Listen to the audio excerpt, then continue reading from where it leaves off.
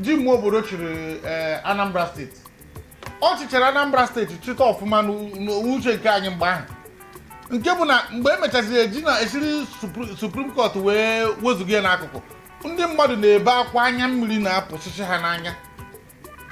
ọ bụkwa mgbe ahụ nkịta a na-eke ego ọ bụkwa ndị okere ego kama na a hụrụ na ya bụ nwoke mere ihe metụ ihe ọfụma ọfụma o nwere ebe anyị na-aga n'ụbọchị tata mụ na Epetike onye otu m nọ n'ụbọchị tata anwesị ka mkpọbata ya maka na enwere ebe anyị chọrọ itinye ọnụ n'ihe gbasara ọchịchị dịka unu maara na ihe gbasara ana Igbo Epetike ndị Igbo Epetike nnọọ odogwu na abụ Epetike nwere ihe mere abalị one ma one gara aga onye bụ Benjamin Kalu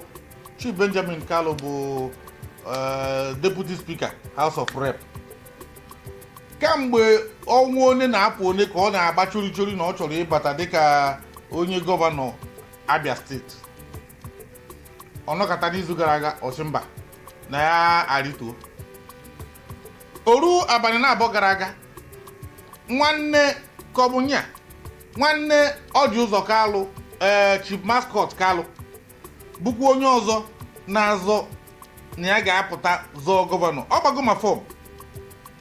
wesi mba n'ike ịzọ gọvanọ ahụ agwụne ọ dị m ka gasị na onye ọbụla na step pusi down for elect oti ka ihe fụrụ na ya bụghị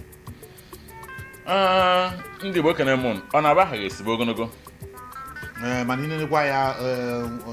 ọkwara ogologo ka iji na-ekwu elect oti jikwa mkpụmkpụ ọhụdo ogologo ahụ ịmana ihe dị iche na ndị bụ na ndị anyị bụ na anyị ji na-ekwu okwu unu atụnahụrụ ndị be anyị niile amaziwo ihe chọrọ ikwu ọbụla na-ekwu okwu ogologo na-ekwu okwu elect oti oke mkpụmkpụ ngwa kwuru gawa elect oti for now ka bụ the best governor na Nigeria okay na Nigeria